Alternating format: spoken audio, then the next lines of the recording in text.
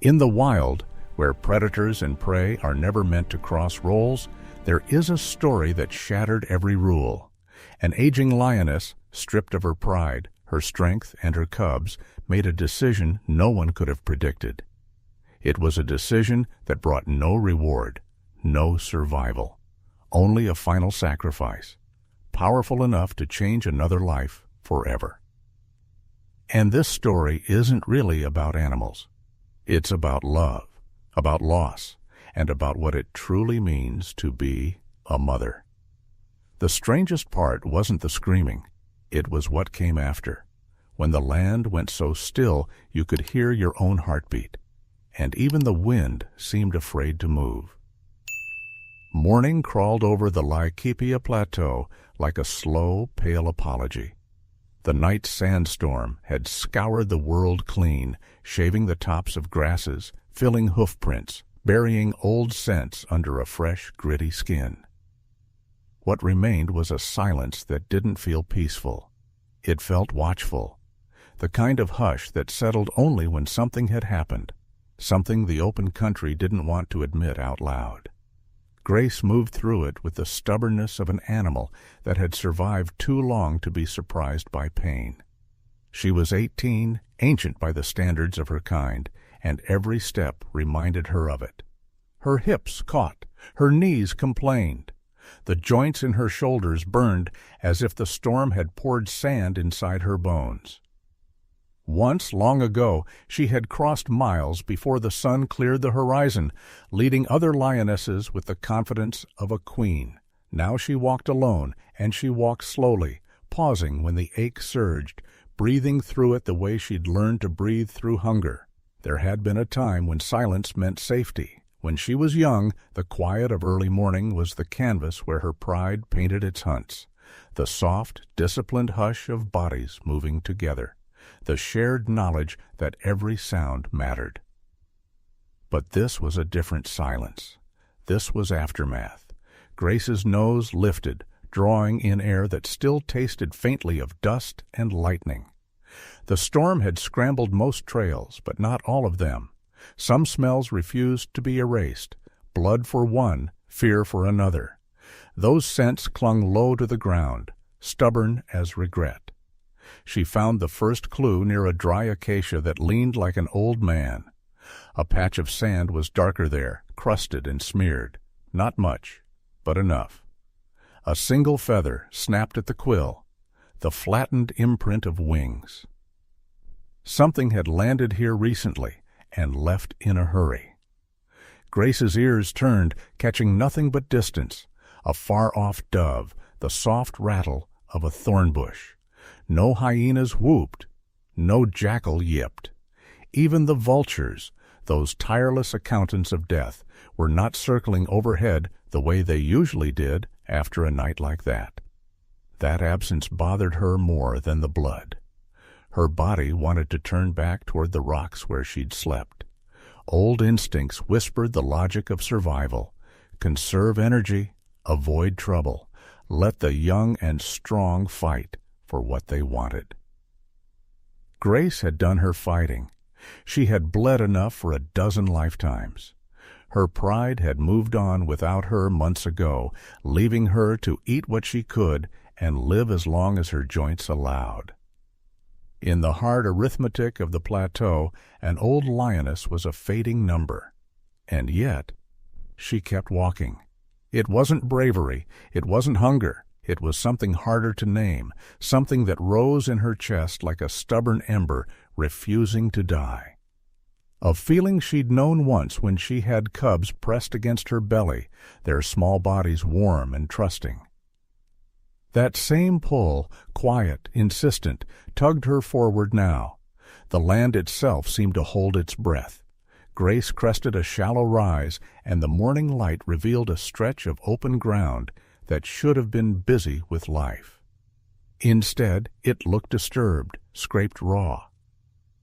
The storm had softened the edges, but not enough to hide what had happened. Churned sand, broken grass stems, the faint drag marks of something heavy being pulled away.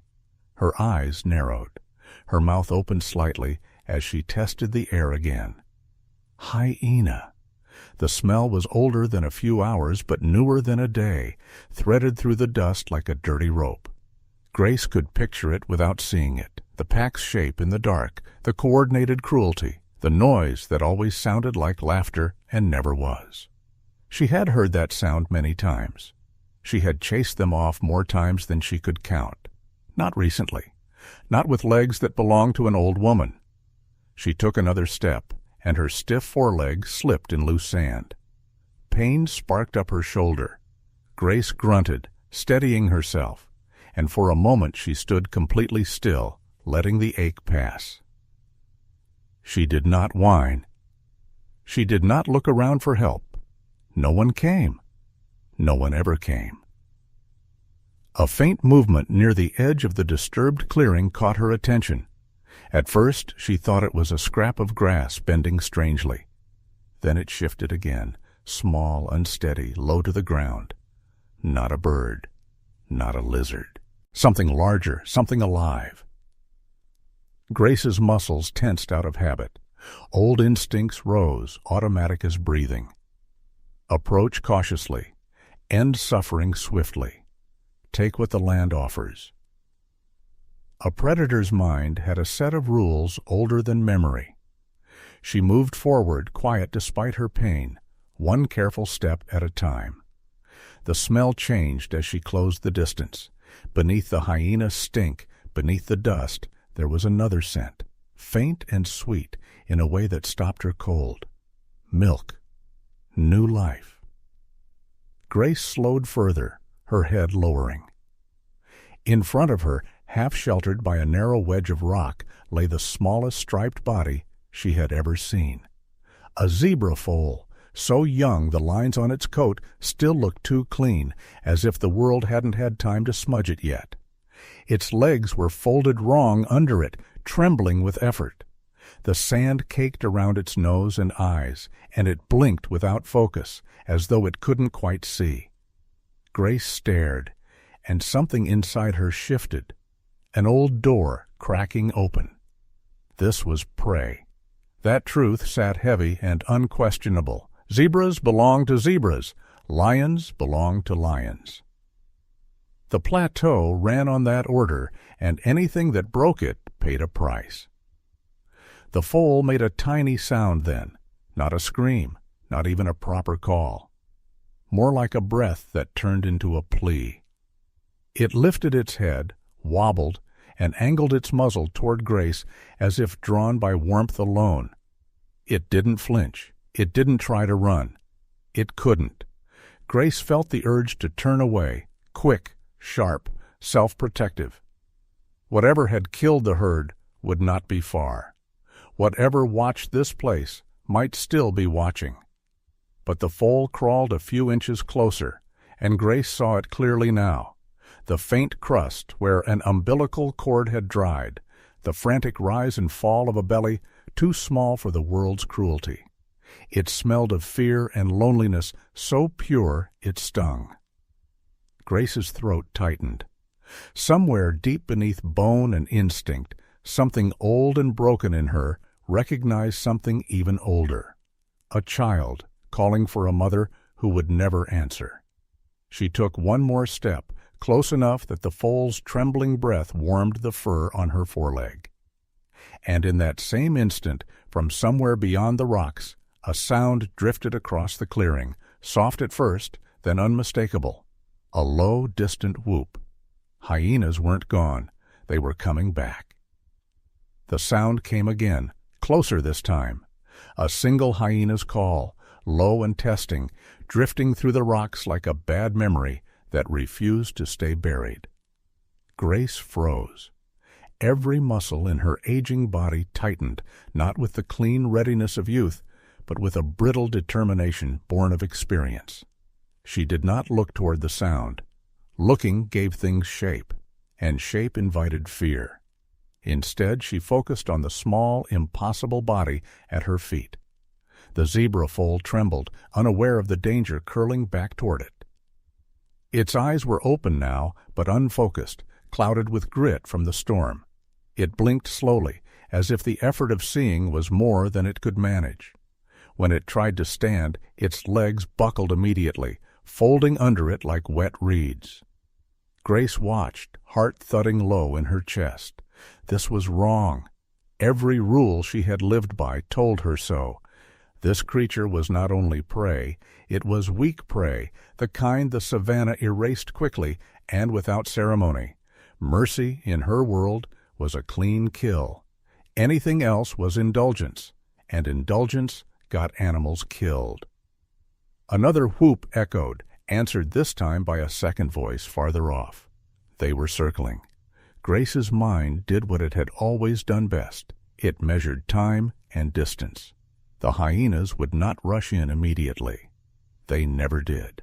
They would test the air, confirm the advantage, wait for panic or injury.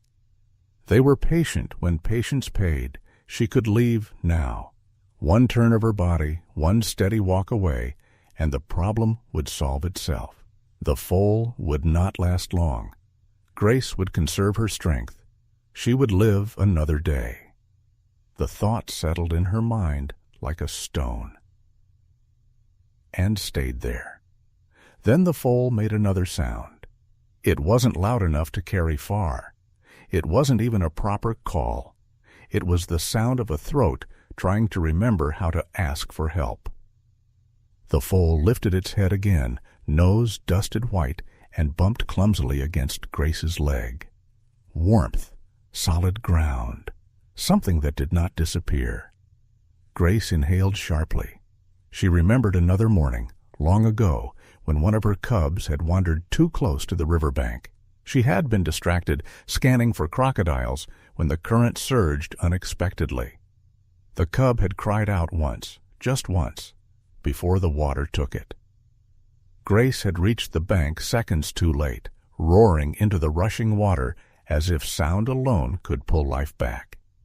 It hadn't. The memory struck her now with cruel clarity. The helpless scrambling. The way that small body had vanished without leaving so much as a ripple she could follow. Grace stepped back instinctively, as if the past had teeth. The foal swayed forward again and collapsed, sides heaving. Its breath came in quick, shallow pulls. Hunger rode that breath, sharp and unmistakable. It nudged the ground, then nudged Grace again, searching without knowing what it searched for. Milk. The realization cut deeper than any claw. Grace's body had not produced milk in years. That part of her life had ended, sealed off by time and loss. Even if she chose to stay, even if she chose to protect, she could not give this creature what it needed most. The hyenas called again, closer still. Grace lowered herself slowly, joints screaming in protest, until she lay between the foal and the open clearing. Her bulk cast a shadow over the small striped body, blocking the sun and the wind. The foal stilled almost immediately, as if the shade alone were a promise. It pressed its head weakly against her chest, ear flattening against her fur. Grace felt it then, a sensation she had not expected and did not want. Relief. The foal's breathing slowed. Its trembling eased. The chaos of the morning faded into something quieter, something dangerously close to peace. Grace closed her eyes for half a heartbeat. "What are you doing?" she asked herself, not angrily, but with genuine confusion. You cannot keep this thing alive. You cannot fight them. You cannot feed it. And yet she stayed. A shadow passed over the ground. Grace opened her eyes in time to see wide wings beating slowly overhead. A vulture circled once, then settled on a rock at the edge of the clearing, old by the look of him. His feathers were ragged, his movements economical. He cocked his bald head, studying the scene with professional interest. Grace met his gaze briefly. She had seen his kind at the ends of many stories, including those of animals she had loved. Not yet, she thought, and turned her head away. The hyenas were closer now. She could smell them clearly, rank, confident, already tasting the outcome. Grace forced herself to stand. Pain shot through her foreleg, sharp enough to steal her breath, but she held her ground. The foal tried to follow her movement and failed, collapsing again in a heap of legs and dust. Grace made a decision then. Not a plan. She was too tired for that. Just a choice. She nudged the foal gently with her muzzle, pushing it farther into the narrow space between the rocks. The foal protested weakly, confused, but the crevice offered shelter, shadows, a break in the scent trail. Grace positioned herself at the entrance, broad shoulders filling the gap. If the hyenas came, they would have to come through her. The whoops stopped suddenly. Silence returned, thick and heavy. Grace's ears strained, catching movement she could not yet see. She knew that quiet. It meant the hyenas were watching now, reassessing, calculating the cost. Grace lifted her head and fixed her gaze on the open land beyond the rocks, breathing slow and steady despite the fire in her joints. She had stood like this before, between danger and those who depended on her. The difference now was devastatingly simple. Those others had been her own. Behind her, the zebra foal let out a soft, breathy sound and pressed closer, its small body trusting without question. Grace did not know how long she could hold this line. She did not know what would happen when the hyenas decided the price was worth paying. All she knew was that she had chosen not to walk away. And somewhere beyond the rocks, something shifted in the grass. Heavy, deliberate, moving closer. Grace held her ground until the sun climbed higher and the shadows shortened. The hyenas never showed themselves, not fully. They lingered at the edge of certainty. Their presence felt more than seen, a pressure against the land that made even the birds hesitate. Eventually the wind shifted, their scent thinned. One by one their calls faded into distance. They had not given up. They had only postponed. Grace knew that as surely as she knew the ache in her bones. When she finally eased herself down, it was not in relief but in exhaustion. Her legs shook as she lowered her weight, careful not to collapse onto the small body hidden behind her. The zebra foal stirred, confused by the movement, then pressed closer again, seeking the warmth it had decided meant safety. Grace stared out across the plateau, eyes half-lidded, breathing slow. It had been a long time since anything had depended on her. Once, that had been her entire life. She had not always been alone. There had been years, many of them, when she was the center of motion, the steady force others orbited. Younger lionesses had watched her closely then, learning when to move and when to wait, how to read the land and the wind. Cubs had tumbled over her paws, biting her tail, climbing her back as if she were part of the earth itself. Grace had been good at motherhood. Fierce, yes, but also patient. She remembered the weight of small bodies nursing, the rhythm of their breathing against her belly. She remembered the sound they made when they slept, a soft, trusting noise that felt like purpose given form. 11 cubs in all, not all at once, not all at the same time. Some had lived, some had not. That was the bargain of the plateau. Grace had accepted it as she accepted hunger, drought, and injury, without ceremony.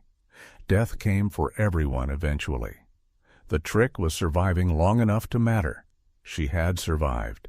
And then, quietly, she had stopped mattering. The pride had changed the way prides always did. New strength rose. New alliances formed. Grace's voice carried less weight with each passing season. Her legs slowed. Her timing slipped. When the hunts became harder, the glances toward her grew longer and more assessing. Eventually, the decisions were made without her. Grace remembered the day she realized she was no longer needed. The pride had moved off before dawn, leaving her behind without confrontation or cruelty. Just absence.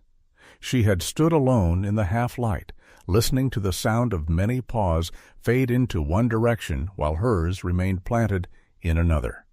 She had not followed. Since then, her world had narrowed. She learned which carcasses she could approach without challenge.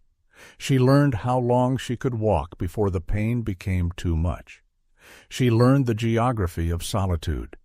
And she learned, in ways that surprised her, how heavy memory could be.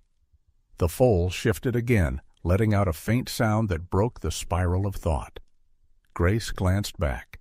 The zebra's eyes were clearer now, the storm's grit slowly loosening.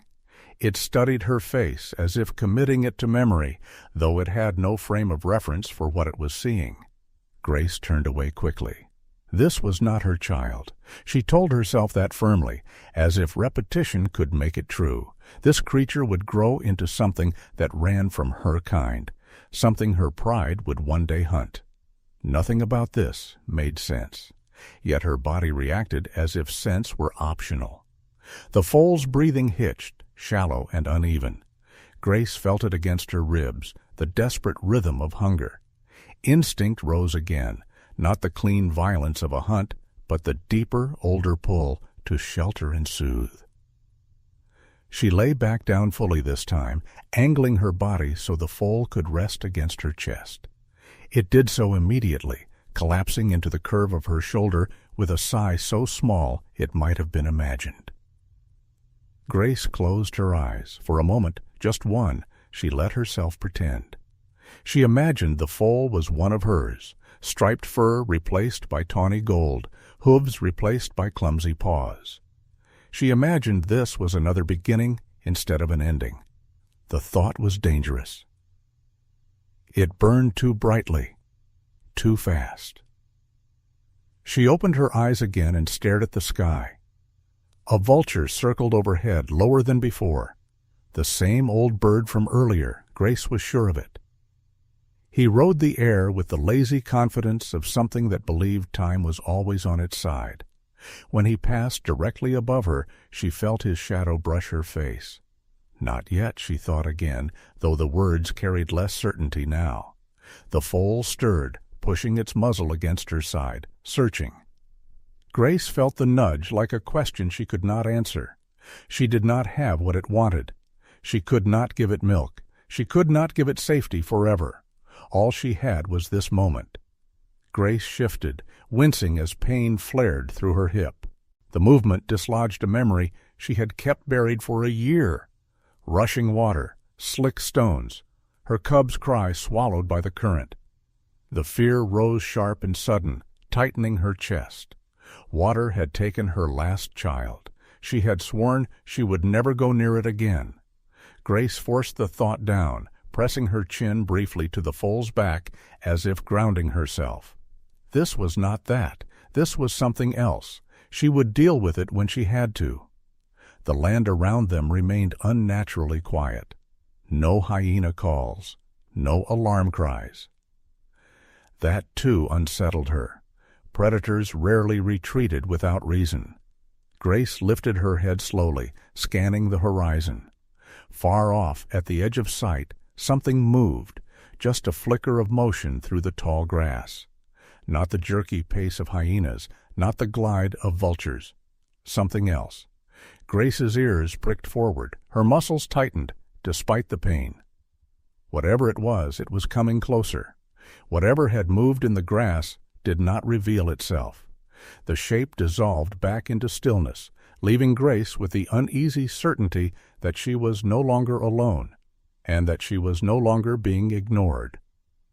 The sun slid lower, dragging long shadows across the plateau.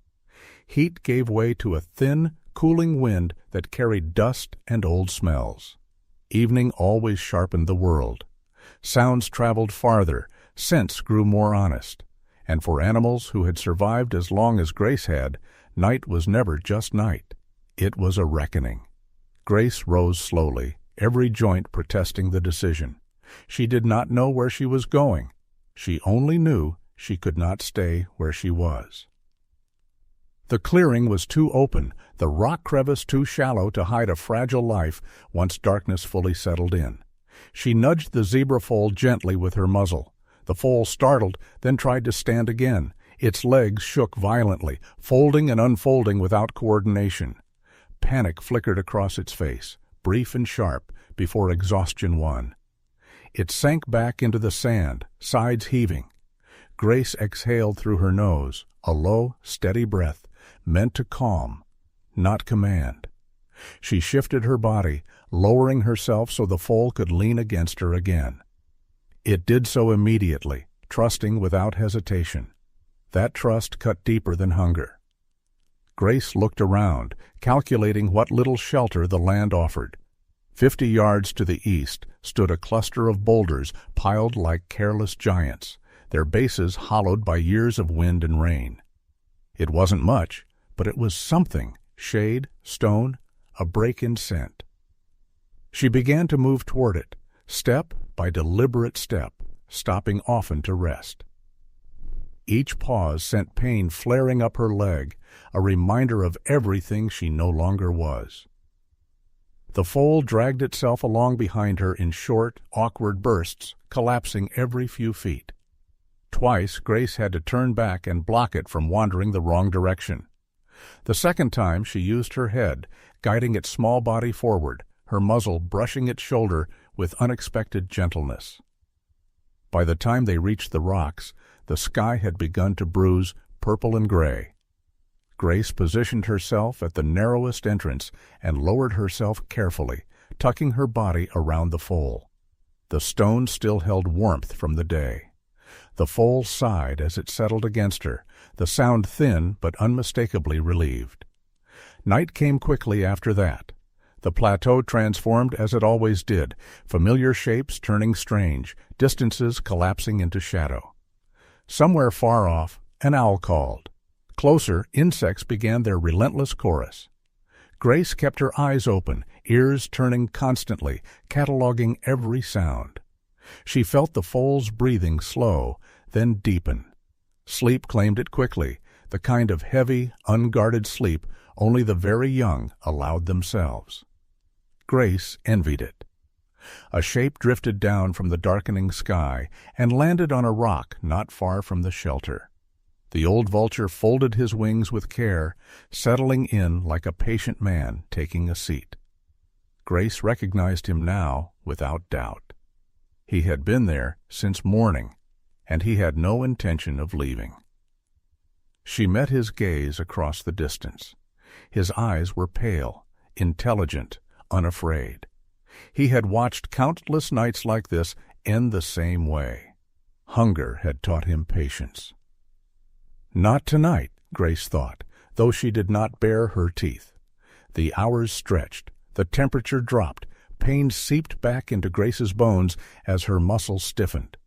She shifted once, then again, careful not to wake the foal. Each movement cost her more than the last. The foal stirred briefly, pressing its head under her chin, seeking warmth. Grace lowered her head instinctively, resting it lightly across the small, striped back. For the first time since she'd found it, she allowed herself to acknowledge the truth she had been circling all day. She had already chosen. She did not know how long she could protect this life. She did not know how she would feed it or where she would take it. She only knew that leaving it now, walking away while it slept, felt more unbearable than any pain in her joints. The plateau did not care about her feelings. It would exact its price regardless. A sound rose in the distance then, soft, almost playful. A whoop! Grace's ears snapped forward. Another answered, closer, then another, different in tone, layered with a familiar cruel excitement. Hyenas. They were not rushing. They were announcing themselves, letting her know they were still there, still interested, still waiting. Grace rose part way, muscles coiling despite the pain. She angled her body to shield the foal completely, her back to the stone, her face to the dark. Her breath came slow and controlled, though her heart pounded hard enough to make her chest ache. She had faced hyenas before, many times, but never like this. Never with something so helpless pressed against her. The vulture shifted on his rock, feathers rustling softly. Grace did not look back at the foal. She did not need to. She could feel its warmth, its small, steady heartbeat against her side. That rhythm anchored her, pulling her out of fear and into something steadier, fiercer. Whatever happened next would happen because of the choice she had made. Beyond the rocks, something moved again in the grass, closer now, heavy and deliberate. Grace lowered her head, eyes fixed on the darkness, ready to face whatever stepped into the moonlight. Dawn came quietly, as if the night itself was reluctant to let go. The hyenas never showed themselves. Their voices faded some time before morning, dissolving into the distance like a bad dream that refused to fully end. Grace did not relax until the first light spilled over the rocks, painting the plateau in muted gold. Even then, she remained still, listening, counting breaths, waiting for the world to declare itself safe, or at least survivable. When the zebra foal finally woke, it did so slowly. It lifted its head, blinking against the pale light, and made a soft, questioning sound. Its stomach pulled it forward before its legs were ready. It tried to stand, failed, then tried again with stubborn determination. Grace watched closely. There was something different in the way it moved now. Still clumsy, still weak, but learning. Each attempt carried a little more balance, a little less panic. When it finally managed to remain upright for a full second before collapsing, Grace felt a flicker of something dangerously close to pride. She nudged it gently, encouraging it to try again. This time, when it wobbled, she shifted her weight just enough to let it lean against her leg. The foal steadied, surprised, then pressed into her as if that support had been there all along. Grace swallowed. This was not how it was supposed to work. She was teaching prey how to survive in a world that wanted it dead. Worse, she was doing it with the tools of a predator: stillness, awareness, patience. They moved when the sun rose higher, traveling through broken ground and tall grass. Grace kept to the shadows where she could, choosing paths that avoided open stretches. Each step hurt, but she forced herself to maintain a steady pace. Pain was easier to manage than fear. The foal followed as best it could, learning quickly that wandering brought discomfort. When it strayed too far, Grace would stop completely. No growl, no snap, just stillness. After the third time, the foal stayed close on its own, instinctively matching her pace. By midday, heat pressed down on them like a weight. Grace led the foal to a shallow depression where moisture still clung to the roots of grasses. She watched carefully as it nosed the plants, testing them. When it chewed something bitter and recoiled, Grace exhaled slowly, relieved it had learned that lesson without harm. She could not feed it. That truth followed her everywhere. Hunger gnawed at her belly, sharp and insistent, but she ignored it. Her needs had become secondary, though she did not yet understand when that shift had happened. They rested beneath a crooked thorn tree, its branches offering sparse shade. Grace lay on her side, legs stretched carefully to ease the ache. The foal circled her, unsteady but curious, then settled against her ribs. That was when she felt it, a gentle pressure at her foreleg. Wet, rhythmic. Grace's head snapped up. The foal was licking her leg, tentative at first, then more confidently. It focused on the swollen joint, the place where her pain always burned hottest. The sensation startled her, tugging a low sound from her chest before she could stop it. The foal paused, startled by the noise, then resumed as if reassured. Grace froze. No cub of hers had ever done this. Lions did not groom this way. This was something else entirely, an instinct born of herd life, of communal care. The foal was not just resting against her. It was trying, in its limited way, to help. Something shifted inside Grace, slow and irreversible. She closed her eyes, allowing the moment to exist without resisting it. The pain in her leg did not disappear, but it softened, blurred at the edges. More than that, the weight she had carried for years, quiet, relentless, lifted just enough for her to notice the difference. The vulture appeared again that afternoon, gliding low before settling on a nearby rock. Grace barely acknowledged him this time. His presence felt less like a threat and more like a witness, an observer of something he did not yet understand. The days that followed fell into a fragile rhythm. Grace taught the foal without meaning to. When she froze, it froze. When she listened, it stilled. Once a sudden rustle sent the foal bolting in blind panic, and Grace had to block it sharply with her body. After that, it learned to wait for her cue. At night, they slept pressed together, her body a barrier against the cold and the unseen. Grace barely slept at all, her mind locked in constant vigilance. Each sound carried meaning. Each scent told a story. The foal grew stronger. Its legs steadied, its eyes cleared completely, dark and alert now, watching Grace with an intensity that made her uncomfortable. It began to recognize her moods, approaching when she was calm, retreating when pain sharpened her movements. Grace began to recognize something else as well. The land was changing, grass thinned, water became harder to find. Old trails intersected with new ones, paths used by animals moving north, following ancient instincts she could feel humming beneath the soil. Migration routes. Zebras would be moving soon, herds large enough to swallow a single foal without question. Safety if they could reach it.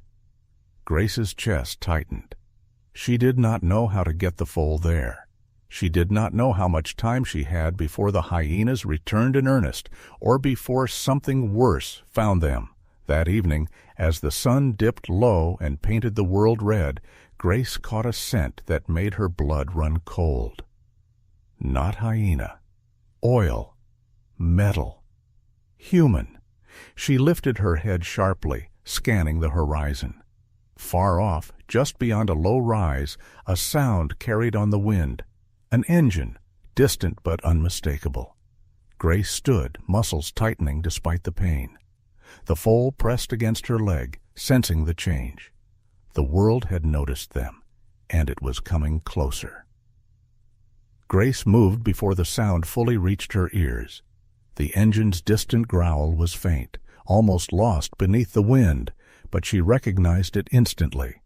It did not belong to the land. It did not belong to tooth or claw. It belonged to something unpredictable, something that did not hunt for hunger and did not retreat from pain. Humans. She turned her body sharply, guiding the zebra foal into a shallow dip in the ground, where tall grass bent inward like a loose curtain. The foal stumbled, confused by her urgency, but followed. Grace positioned herself downhill, placing her bulk between the foal and the rising sound. Her heart pounded, heavy and uneven. Humans were different from hyenas. Hyenas wanted what they could take. Humans wanted what they could control. Grace had learned that distinction long ago, back when her pride still held territory near the edges of the plateau. She remembered the sting in the air, the crack of thunder without clouds, the way animals dropped without warning. She remembered learning quickly to avoid the smell of oil and metal. The engine grew louder, then slowed. Grace held still, barely breathing. The foal pressed close, its body warm and solid against her leg. It did not understand what was happening, but it understood enough to know that fear had entered Grace's muscles. That was all it needed. It froze, just as she had taught it. Voices carried next, low, human voices, shaped by words Grace did not know but understood all the same. They were close now, too close. A vehicle crested the rise, tires crunching softly over dry earth. It stopped less than 50 yards away. Grace could see them clearly, two figures standing in the open back, another behind the wheel. Their shapes were wrong, upright, angular, wrapped in strange skins. One raised something long and dark to his shoulder, pointing it not quite at her, not quite away. A warning. Grace felt the foal tense beside her. She did not run, Running would trigger pursuit. Running would leave the foal behind. She stayed where she was, head low, eyes fixed on the humans, with a calm she did not feel. A sharp crack split the air. The sound hit the ground just in front of her, sending up a puff of dust.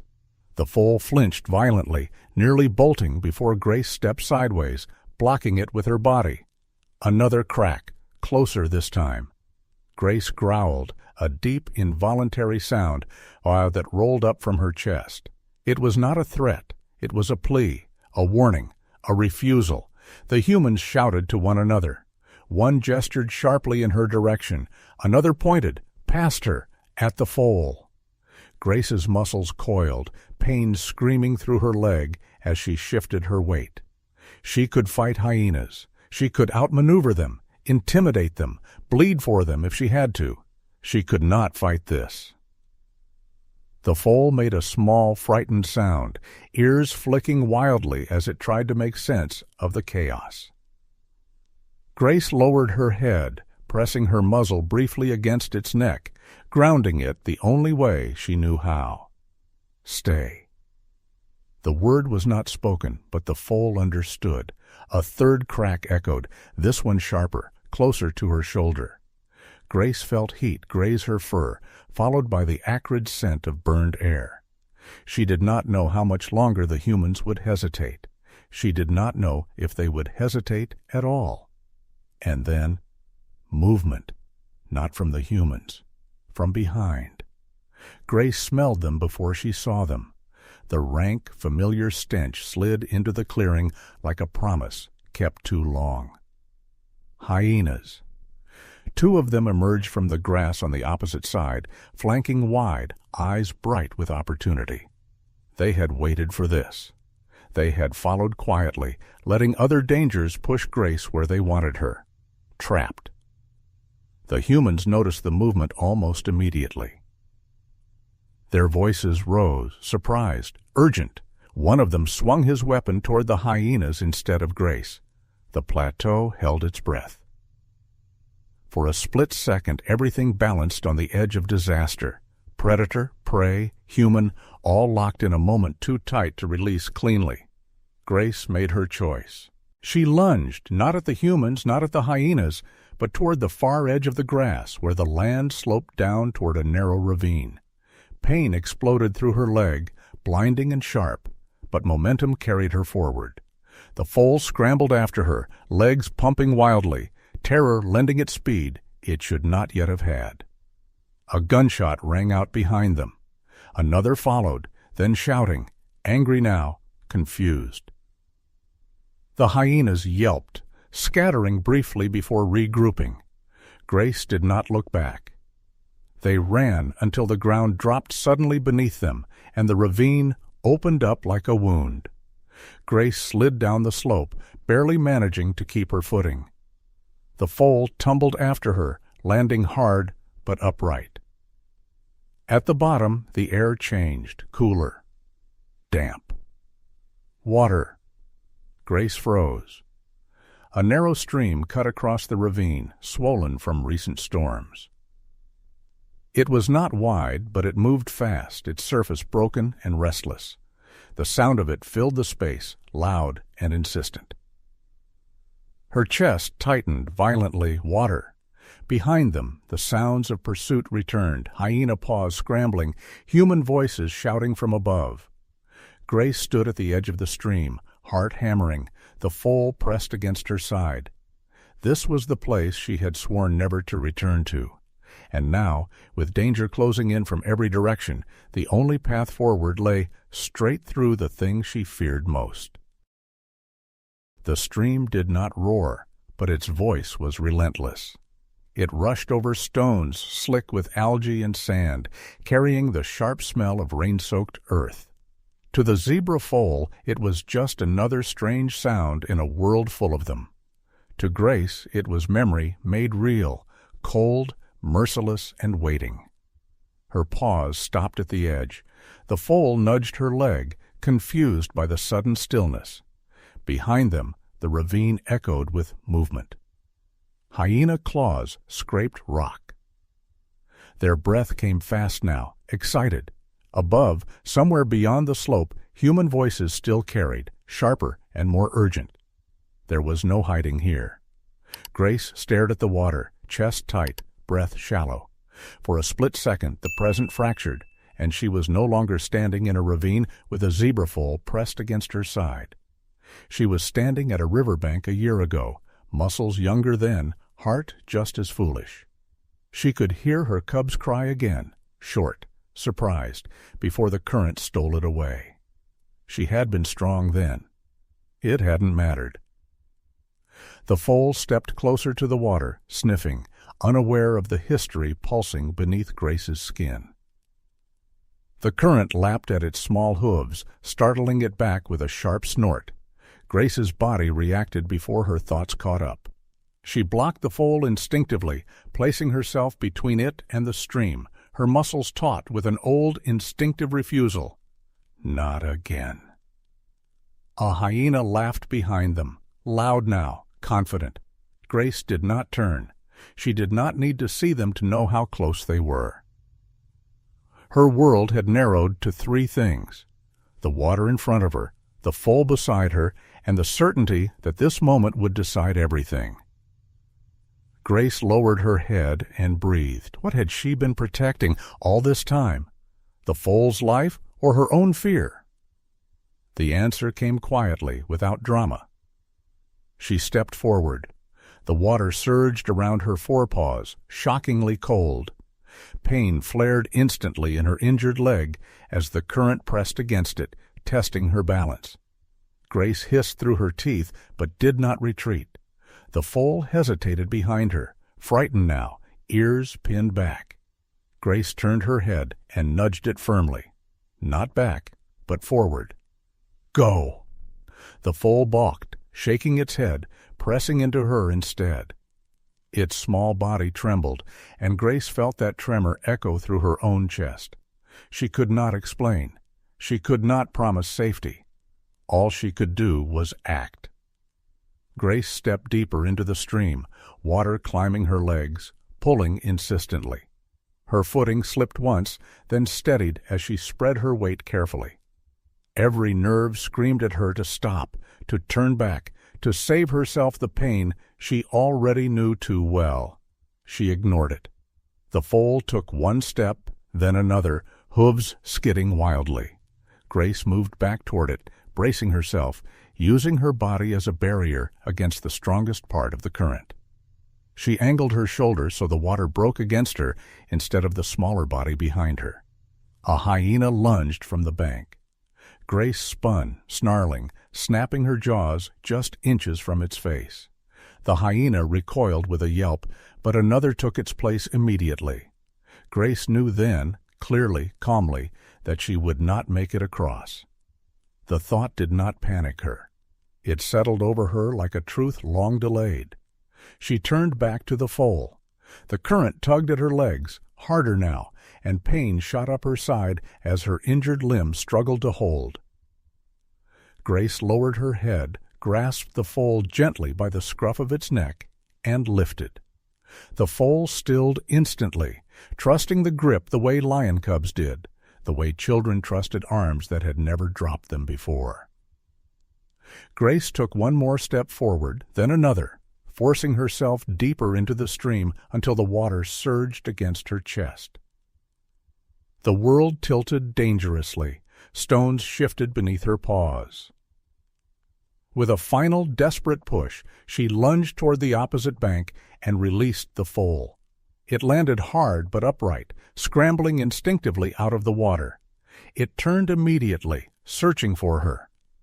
Grace tried to follow. Her injured leg slipped on a hidden rock, twisting sharply. White-hot pain exploded through her body, stealing her breath and her strength in the same instant. The current caught her, dragging her sideways. Grace fought, claws scraping uselessly against slick stone. She hauled herself partway upright, only to feel her leg give completely beneath her weight. She collapsed into the shallows on her side, water rushing around her, cold and unyielding. The foal stood frozen on the far bank, eyes wide, chest heaving. It took a step toward the water, then another. Grace lifted her head with effort, meeting its gaze across the rushing stream. No. The command was silent, but it carried everything she had left. The foal stopped. Behind Grace, the hyenas paced the bank, unwilling to enter the water, but unwilling to leave. Their laughter echoed, triumphant now. Grace's breathing grew shallow. Each inhale burned. The cold crept deeper into her bones. She watched the foal one last time, memorizing the way it stood. Stronger now, steadier, alive. This was enough, she thought. Then the water surged again, and Grace felt her strength slipping away as the hyenas edged closer along the bank, waiting for the moment she could no longer lift her head. Grace did not feel death arrive. She felt quiet. The stream rushed around her, cold and steady, but its pull no longer frightened her. Pain dulled into something distant, as if it belonged to another body entirely. She lay half in the water, half on stone, breath shallow and uneven. Each inhale came a little slower than the one before it. Across the stream, the zebra foal stood frozen. Grace could still see him clearly, the rise and fall of his chest, the way his legs trembled with the effort of standing still. He had never learned this kind of stillness from his own kind. He had learned it from her. Good, she thought. That lesson might save him. The hyenas lingered on Grace's side of the bank, pacing just out of reach of the water. They no longer rushed. They knew time was working for them. One sat back on its haunches and watched, head tilted, curiosity mixing with hunger. Grace did not bare her teeth. She did not growl. She had nothing left to prove. Her gaze returned to the foal. He took a step toward the stream again, ignoring the danger, ignoring everything she had taught him. Grace gathered what little strength remained and lifted her head. No, it was not a sound. It was not a threat. It was a mother's refusal to let a child undo her last gift. The foal stopped. His ears flicked forward, his eyes fixed on her, wide and shining. He took a breath, then another, and finally, slowly, he turned away from the water. Grace felt something loosen inside her chest. That was enough. The hyenas crept closer now, sensing the change. Grace could hear their breathing, smell the sharp edge of their anticipation. She did not look at them. They no longer mattered. Above, wings stirred. The old vulture circled once, then twice, before settling on a rock near the ravine's edge. He cocked his head, studying the still form of the lioness in the water, the zebra foal on the far bank, the uneasy paws holding the world together. Not yet, Grace thought faintly. But if it must be now, then let it mean something. Her breathing slowed further. The cold seeped into places warmth had always guarded. The stream's noise softened, fading into a distant rush that no longer demanded her attention. Grace's eyes closed. For the first time in a very long while, she did not feel empty. She felt complete. On the far bank, the foal stood for a long moment, as if waiting for something that did not come. Then, trembling, he took a step away from the water. Then another. From the hills beyond the ravine, a sound rolled across the land, deep, layered, unmistakable. The thunder of many hooves, the calls of stallions and mares woven together into a single living current. The great zebra herds were moving. The foal lifted his head, ears pricked, drawn by something older than fear. He looked back once more toward the stream, toward the place where Grace lay unmoving. Then he turned and began to walk. He did not run. He did not panic. He followed the sound with the same steady determination Grace had carried through pain and loss and choice. Step by careful step, he climbed the far bank and disappeared over the rise, his striped body blending into the long grass. Only then did the hyenas move. They approached the water's edge, wary even now. One reached forward, testing. The current surged around Grace's still form, tugging at her mane, erasing the last warmth from her skin. Above them all, the vulture remained still, watching. Time passed. Minutes. Hours. Eventually, the plateau resumed its rhythm. The humans did not return. The hyenas fed and moved on. The stream carried away what it would. On the far side of the ravine, the zebra foal reached the herd just as the sun dipped low. A mare broke from the mass, nostrils flaring, eyes searching. She approached cautiously, then more boldly, circling him once before stepping close and placing herself between him and the world. The foal pressed into her side. He was not alone anymore. Years passed. The plateau changed as it always did. Drought and rain, birth and death, silence and sound. Somewhere along the ancient routes, a young zebra grew into a strong stallion. He learned the patterns of the land, the language of danger, the cost of hesitation. And he learned something else.